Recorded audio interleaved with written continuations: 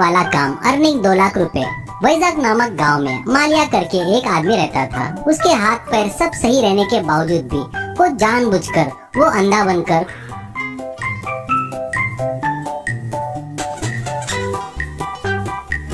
कुछ दिन लंगड़े जैसा लंगड़ते हुए भीख मांगकर खाता था। इतना ही नहीं, कोई अगर पैसे नहीं देता तो उसे वो बहुत गालियां देता था। लोग जेब में पैसा नहीं है बोले तो फोन का स्कैनर गले में डालकर मांगना शुरू करता था। ऐसे कुछ दिनों बाद एक दिन रोड पर आकर मालिया, आओ साहब आओ, दान करो, दान करके पुण्य कमाओ, उसी पुण्य से आप लोग स्वर्ग में जाएंगे, जाकर वहाँ फुल एंजॉय करेंगे। वैसे दिए बगैर गए तो आपको नरक में तेल में फ्राई करेंगे। सावधान साहब सावधान, पुण्य कीजिए साहब, ऐसा कहता है। इससे कुछ लोग डरकर पैसे देते हैं। कुछ लोग के पास पैसे नहीं रहता तो वो लोग ऑनलाइन पेमेंट करके जाते थे। ऐसे माला की हरकतें नजदीक से देख रहे उस गांव के प्रेसिडेंट, क्या रे सुबह सुबह ड्यूटी पर चढ़ गया क्या? फिर भी तेरे लिए अच्छा बुरा कुछ नहीं रहता क्या?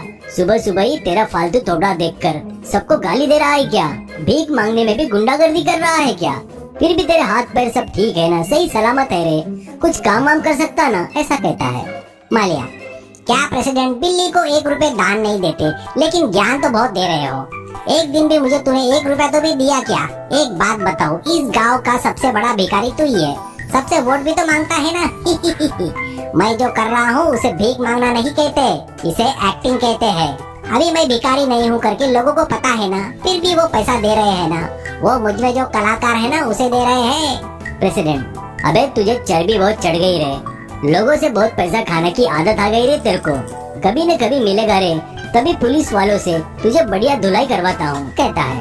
वो बातें सुनकर उसके बाजू हैंड माइक लेकर मालिया, देखा क्या लोगों, मैं तुम्हारे पाप लेकर रोज रोज पिघल रहा हूँ तो ये प्रेसिडेंट मेरी कमाई में से हिस्सा मांग रहा है, नहीं तो उसके आदमियों से पिटवाऊंगा करके धमका रहा है। लोगों अब आप लोग ही न्याय कीजिए, कहता है।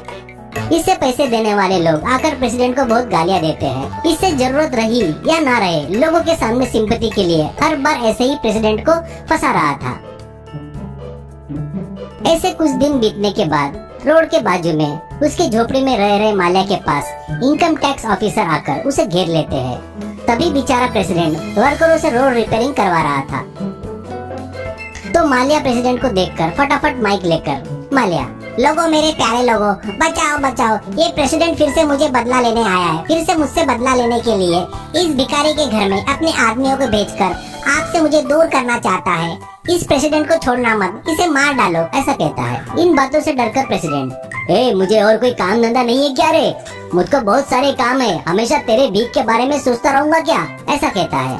इतने में वहाँ आए लोगों से ऑफिसर, देखो लोगों, ज्यादा गर्म होने की जरूरत नहीं है, देखो हमको किसी ने कंप्लेंट नहीं किया है, इसके बैंक अकाउंट में हर महीने 1.5 लाख से 2 लाख रुपए जमा हो रहे हैं। अभी इसके अकाउंट में 80 लाख रुपए जमा है। इतना ही नहीं, पिछले 5 सालों में सिटी में 60 लाख रुपए के 2 ट्रिपल बेडरूम फ्लैट भी खरीदा है। ये इतना सब कुछ करके भी सरकार को इनकम टैक्स नहीं बांध रहा है। ये कौन है करके महीने भर से इंक्वायरी किए तो आखिर में ये यहाँ पर मिला है। हम पहले इससे थोड़ी सेटिंग करते हैं, इसके बाद आप लोग अपना हिसाब कर लेना, ऐसा कहकर वो ऑफिसर संगल से उसे बांध देता है। फिर वहीं रखे पेटी भरकर बहुत सारा पैसा दिखता है। वो देखकर मालिया, क्या कह रहे हो जी, तुम लोगों को मैं टैक्स क्यों भरूं? मैं अपनी मेहनत करके भीख मांग के पैसे कमा रहा हूँ और टैक्स तुमको भरूं क्या? ये लोग कितने बेवकूफ है पता है क्या तुमको? एक भी लोग बराबर पैसे नहीं देते।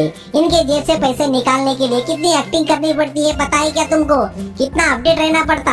इन बेवकूफों की वजह से स्कैनर भी लेकर घूमना पड़ता है, इसलिए बेवजह तुमको मिल गया। वो बातें सुनकर लोगों में से एक औरत, क्या रे कमीने बेवकूफ, हर महीने में 10,000 कमाकर परिवार को कैसे पालना है करके रोते रहते हैं हम लोग। तू करोड़ों रुपए कमाकर भीख मांग रहा है क्या? ऊपर से पैसे देने वाले हमको ही नीचा दिखाकर बात कर रहा है क्या? तू ऐसे सीधे बातों से रास्ते पर नहीं आएगा रे, तुझे जब तक अच्छी मार नहीं पड़ेगी ना तू सुधरेगा नहीं, करके सभी लोग मिलकर उसकी जमकर धुलाई करते हैं और पुलिस के हवाले करते हैं।